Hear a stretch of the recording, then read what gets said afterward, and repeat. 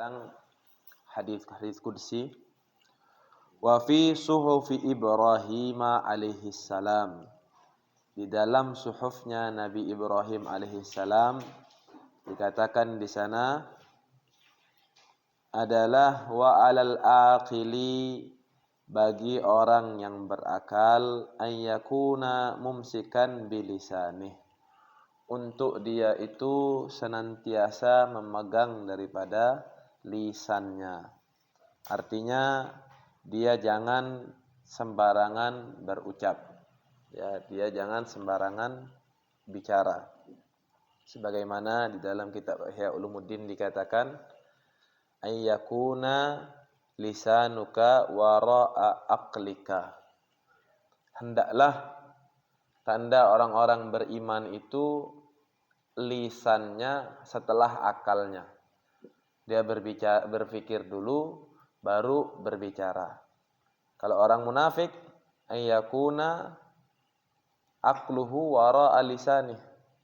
Kalau orang munafik akalnya di belakang lisannya. Artinya dia berbicara dulu baru dia berpikir. Ya, jadi hendaknya kita itu untuk jangan sembarangan berbicara. Itu tanda orang yang berakal. Arifan bi zamanih, dia harus mengetahui daripada zamannya, daripada waktunya. Ya, artinya kapan dia harus bersikap baik, kapan dia harus bersikap misalnya tegas, kapan dia harus berbicara, kapan dia harus diam, lain sebagainya, dia harus mengetahui. Ya, jangan sampai terkadang dia hal yang baik namun di tempat yang tidak baik kita ucapkan, dia bisa menjadi kesalahan. Misalnya seorang orang tua ini, ayah itu dia minum minuman keras, kita tegur, ya tidak baik, biar dia berhenti minuman keras. Tapi itu bisa berbahaya, bisa menjadi durhaka kita. Harus kita cari tempat dan waktu yang benar. Ya, harus dia mengetahui daripada waktunya. Makanya Nabi SAW memuji seorang anak muda yang seperti orang tua karakternya. Dia mengetahui, berarti sudah berpikir, mengenali daripada situasi. Ya, dan Nabi SAW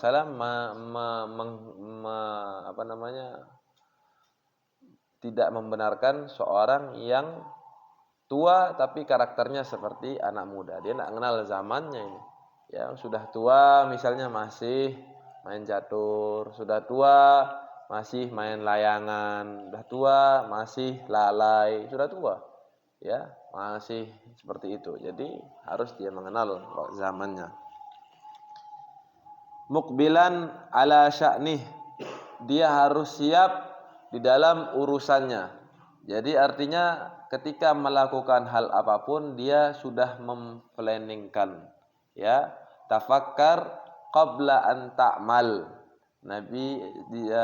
Para ulama mengatakan berfikirlah sebelum kita melakukan sebuah kerjaan. Ya, sudah ada planningnya. Jangan kita kerja ini tidak ada planningnya.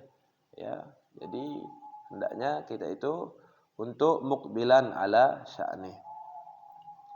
Kemudian di dalam suhufnya Nabi Ibrahim masih juga mengatakan walal aqili antakuna lahu arba'a sa'at. Ya, untuk orang berakal itu hendaknya dia itu memiliki 4 waktu. Ya, dia memiliki 4 waktu yang dia prioritaskan dalam seharinya. Ya, harus di dalam keseharian kita harus ada 4 waktu ini. Ya, hendaknya bagi orang yang berakal. Fasa'atun yunaji fiha rabbah.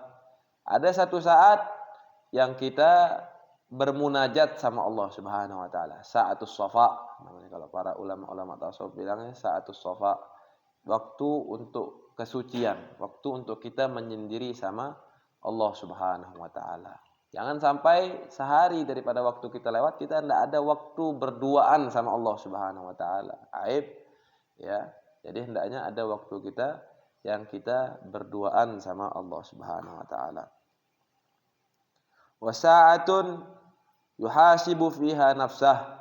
Satu saat, satu waktu yang mana kita untuk mengintrospeksi diri kita dalam keseharian, ya. Kita untuk daripada mengintrospeksi daripada diri kita, ya. Jadi seperti itu. Sebagaimana Nabi SAW menjamin salah satu sahabat disebabkan dia itu memaafkan. Dia dari pagi dia berpikir menerangkan siapa saja yang menyakiti aku tadi pagi aku maafkan. Ya.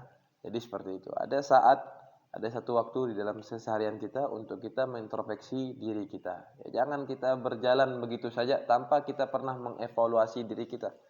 Akhirnya kita tidak tahu, kita sibuk dengan aib-aib orang, kita lupa dengan aib diri kita. Yang kita introspeksi cuma orang aja. Orang ini dia begini, orang ini begini, orang ini. Sedangkan tidak dituntut itu kita. Tapi kita bagaimana? Ya, jadi seperti itu. Wasa'atun yaqdi fiha sya'nah. Ya. Jatuh waktu yang untuk menyelesaikan daripada urusan-urusan kita. Misalnya berdagang, buka toko, bekerja dan sebagainya. Ada satu saat. Ya. Jadi seperti itu. Wasa'atun, ya, dan satu saat dia itu yatakhalla fiha baina nafsihi wa baina syahwatiha. Dia satu saat untuk merilekskan dirinya. Ya, waktu untuk liburan, ya. Kalau kita kan enggak, setiap waktu kita liburan dan hiburan, ya. Jadi enggak, ya, ada waktu untuk rileks iya, tapi hendaknya kita waktu untuk makan, waktu untuk tidur dan lain sebagainya, ya. Jadi seperti itu. Ini 4 waktu yang hendaknya setiap hari ada di dalam diri kita, ya. Jadi seperti itu. Jadi itulah orang yang berakal. Allah Subhanahu wa taala memuji seseorang yang menggunakan akalnya. Afala taqilun, tidaklah engkau berfikir dan lain sebagainya. Jadi hendaknya kita itu orang mukmin itu hendaknya dia menjadi orang yang berakal. Jangan sampai dia menjadi orang yang dia tidak menggunakan akalnya atau jalan seperti itu. Innallaha yabghadur rajul sabahlal, katanya Nabi. Sesungguhnya Allah membenci seseorang yang sabahlal. Sabahlal itu adalah orang yang tidak ihtam bi umurid dunya wa umurid din.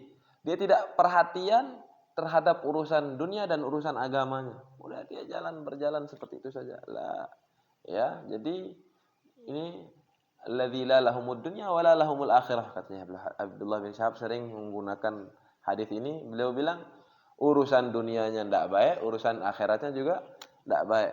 Ini Allah benci dengan seseorang yang seperti ini. Ya, jadi kita itu harus jadi orang yang rasyid. Orang rasyid itu yang mampu memanajemen daripada dunianya dan mampu manajemen daripada urusan akhiratnya. Ya, dia tahu kapan waktu dia untuk dunia, kapan dia tahu waktu untuk akhirat. Ya, jadi seperti itu. Jangan dia seperti itu. Berjalan diatur oleh waktu, karena waktu ini, dan kenapa dikaitkan di sini dengan orang berakal dengan waktu? Karena waktu itu adalah ra'su malika, katanya Al-Ghazali. Waktu itu adalah modalmu. Modal kita yang paling utama itu adalah waktu. Wa kullu nafasin min anfasika jauharatun la qimatalah. Setiap nafas daripada nafasmu itu adalah sebuah hal yang begitu mahal yang tidak ada harganya. Siapa yang bisa beli hari kemarinnya? Tidak bisa. Ya, jadi waktu ini adalah hal yang paling mahal. Jangan sampai kita menyia-nyiakan, ya, waktu daripada waktu kita. Kita lihat saja kita yang berumur segini sekarang kita menyesal tahun-tahun lalu menyia-nyiakan daripada waktu-waktu kita. Berapa banyak kamfat min umrih, berapa banyak yang sudah lewat daripada waktu kita. Makanya tarkul fursah ghussah, katanya Habib Salim sering bilang, meninggalkan kesempatan yang baik itu adalah hal yang tidak baik. Jadi seperti itu. Ightanim khamsan qabla khamsin, kata Nabi, gunakanlah 5 hal sebelum 5 hal. Salah satunya waktu masa mudamu sebelum masa tuamu. Masa hidup kita sebelum kita mati. Masa kita masih sehat sebelum kita sakit. Ya, jadi seperti itu. Ini waktu ini hal yang begitu mahal, sehingga saking mahalnya Allah Subhanahu wa taala sendiri bersumpah dengannya. Wal 'asr. Ya, wal 'asr. Ya, bahkan ada satu kitab namanya Qimatuz Zaman Indal Ulama. harganya sebuah waktu bagi para ulama, ya, sehingga mereka itu tidak pernah meninggalkan daripada waktunya, ya. Jangankan yang jauh-jauh, Habib Salim Asy-Syatiri, beliau ketika nyantri diriwayatkan setiap daripada waktunya itu sudah terisi. Dia kira-kira, ini saya mau ngantri kamar mandi ini. Ada satu kitab yang saya harus baca 5 menit. Ini. Ya. Mau ngantri makan, dia sudah ada baca untuk satu kitab yang tertentu. Bahkan sebelum tidur, mau pas berdiri sebelum tidur, dia ada 5 menit untuk baca kitab lagi. Ya, saking mereka menghargai daripada waktu. Ya. Jadi seperti itu. Karena penyesalan nanti di hari kiamat, di akhirat itu, jangankan waktu-waktu kita bermaksiat, waktu kita yang lalai saja kita nyesal, ya. Waktu yang kita isi kosong-kosongkan itu, yang tidak ada faedahnya, kita menyesal. Kenapa kita tidak isi dengan kebaikan, ya. Jadi seperti itu, apalagi waktu daripada maksiat, ya. Dan ada satu pepatah ucapan yang bilang, apa katanya, al waktu sa'ah faj'alha ta'ah. Waktu itu hanya sesaat, maka isilah dia dengan ketaatan. Kalau kita tidak isikan dia dengan ketaatan, kita mau tidak mau terkadang lebih kita mengisi dia daripada kemaksiatan, ya. Jadi itu dia daripada waktu yang begitu mahal, ya. Dan juga ini masih berkaitan dengan bulan Maulid. Kita sedikit membahas tentang Maulid, ya. Maulid itu definisinya adalah ibarah. Ada yang bilang maulid sama maulid beda. Mungkin itu secara bahasa kampung atau bahasa tempat, bahasa Lombok misalnya, beda maulid sama maulud, ya. Kalau di dalam bahasa Arab, maulid itu adalah ismuz zaman, ya, ismuz zaman atau ismul makan, ya, nama tempat atau nama waktu. Maulid artinya di waktu kelahiran atau di tempat kelahiran. Misalnya kita bilang kita lahir misalnya di rumah sakit Islam, hadza maulidi, ini tempat kelahiranku, ya. Atau misalnya kita lahir tanggal 10 bulan 11 misalnya, kita bilang hadza maulidi, tanggal ini adalah hari kelahiranku, waktu kelahiranku. Itu namanya maulid. Ya, maulid itu dia. Ismul makan atau ismul zaman. Kalau di dalam maulud, kalau maulud itu ismul maf'ul, yang dilahirkan, ya, yang dilahirkan itu namanya maulud, ya, yang dilahirkan. Nah, kalau di dalam bahasa umumnya, maulid artinya kita merayakan hari kelahirannya Nabi SAW. Kejadian daripada kelahiran itu namanya maulid. Kita merayakan hari kelahirannya, ya. Kalau maulud, kita merayakan Nabi Muhammad SAW-nya, ya. Dan dua-duanya sama, ya. Kita merayakan orang yang dilahirkan. Yang dimaksud adalah Nabi Muhammad SAW. Nah, itu dia. Nah, kalau berbahagia atas kelahiran Nabi, wajib hukumnya, ya. Kita senang bahagia atas kelahiran. Semua orang beriman wajib dia berbahagia atas kelahiran Nabi SAW. Ya, itu tidak ada khilaf, itu tidak ada perbedaan pendapat di situ. Hanya saja iblis yang tidak senang dengan hari kelahiran Nabi SAW. Yang kedua, merayakan hari kelahiran Nabi. Merayakan hari kelahiran Nabi. Pertanyaannya, pertama, apakah Nabi SAW pernah merayakannya? Ya, itu pertanyaannya. Itu pembahasannya. Yang kedua, merayakan hari kelahiran Nabi dengan menjamu tamu, dengan misalnya membersihkan rumah kita, cat rumah kita cari yang terbaik di badang rumah kita, ya, atau menghiasi jalan-jalanan, ya. Itu apakah dia itu ada, pernah dilakukan dan lain sebagainya. Jadi yang pertanyaan pertama, merayakan hari kelahiran Nabi, apakah Nabi pernah merayakannya? Yang kedua, apakah Nabi SAW, apakah merayakannya dengan menjamu tamu dan sebagainya? Apakah ada riwayatnya? Nabi SAW pernah merayakan hari kelahirannya.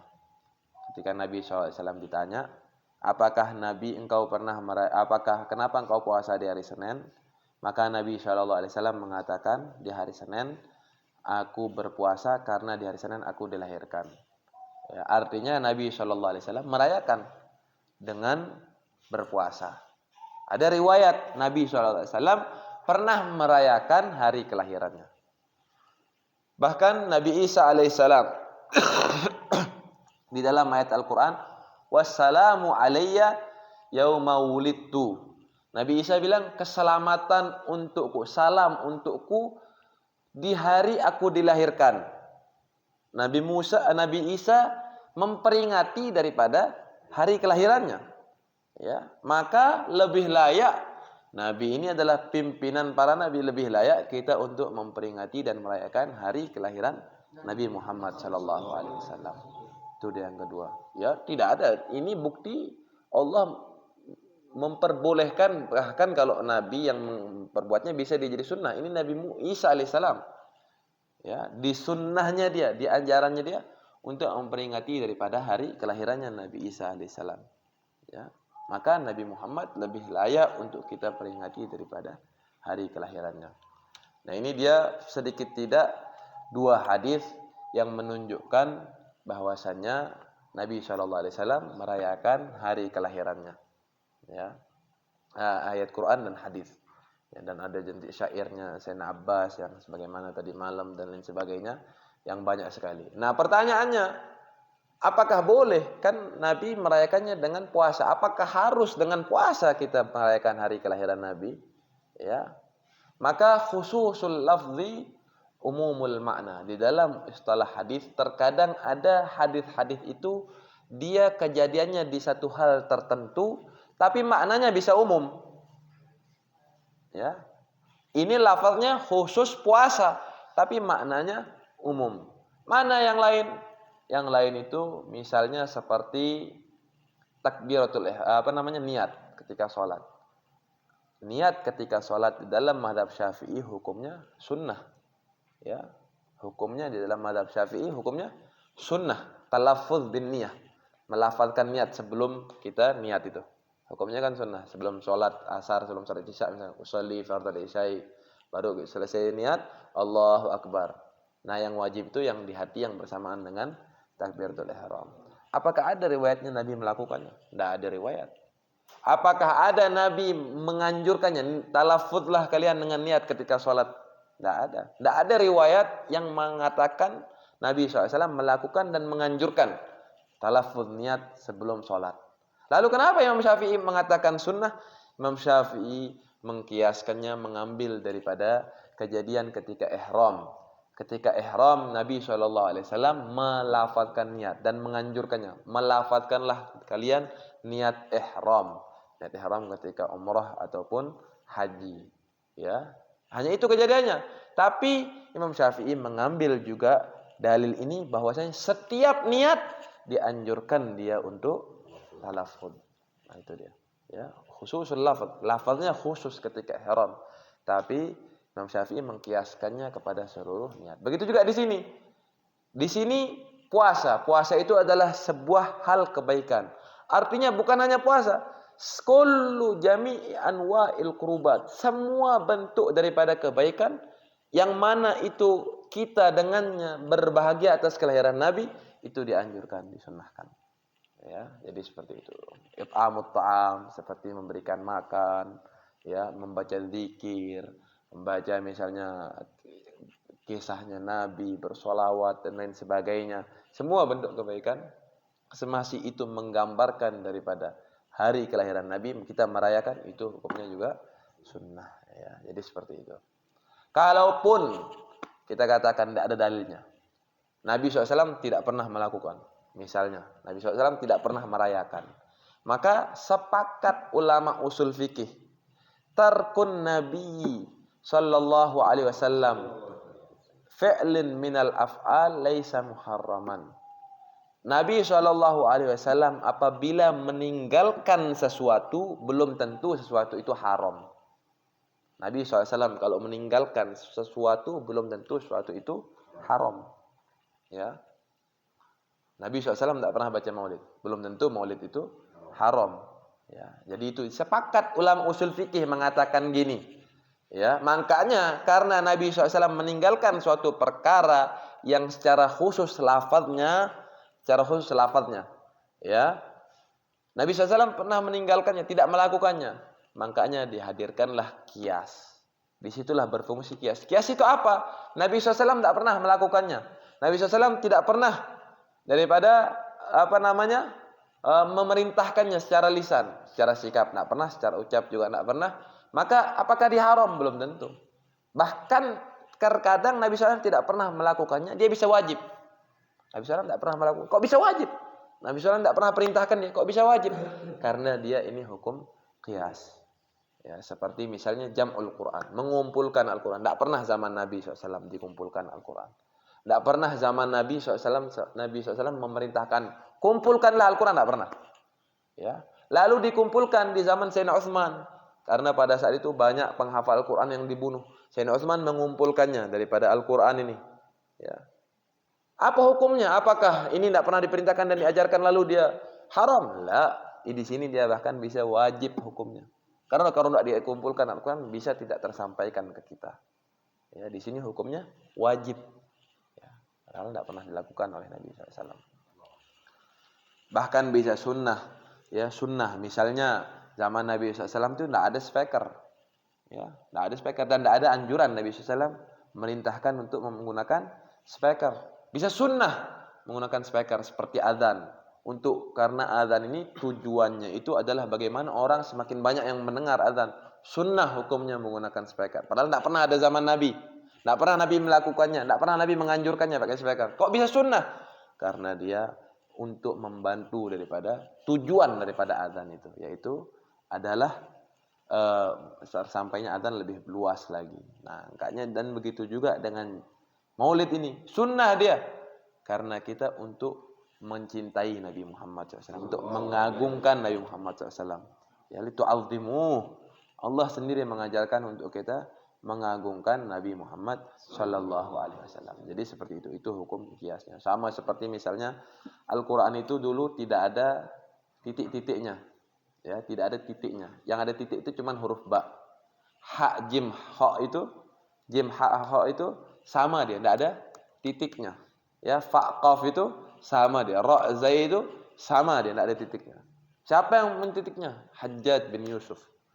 Hajjaj bin Yusuf ini yang membuat titik daripada Al-Quran ini. Buat juz daripada Al-Quran. Hizib daripada Al-Quran. Itu namanya Hajjaj bin Yusuf. Ya. Di sini dia bisa sunnah hukumnya. Untuk membantu daripada orang yang membaca Al-Quran. Ya, jadi orang udah ada titiknya. Banyak orang masih tidak bisa ngaji. Lagi tidak ada titiknya.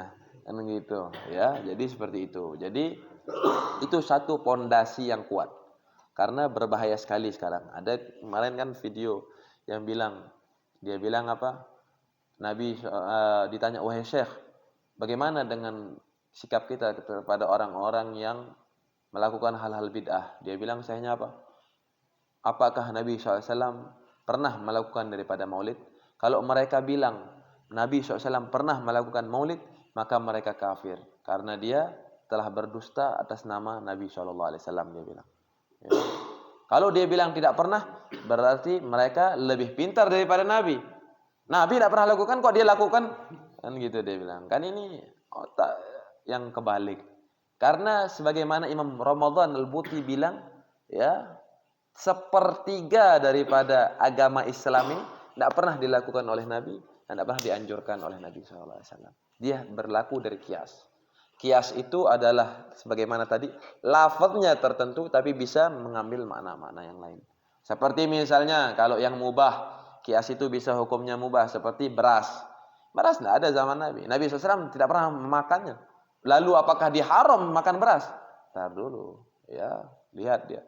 Maka para ulama mengkiaskannya dengan gandum yang mirip strukturnya dan lain sebagainya. Dikiaskanlah dengan gandum sehingga boleh dia makan dengan dasar kias, ya. Jadi seperti itu. Jadi belum tentu hal-hal. Lalu apa yang Nabi SAW tinggalkan yang haram?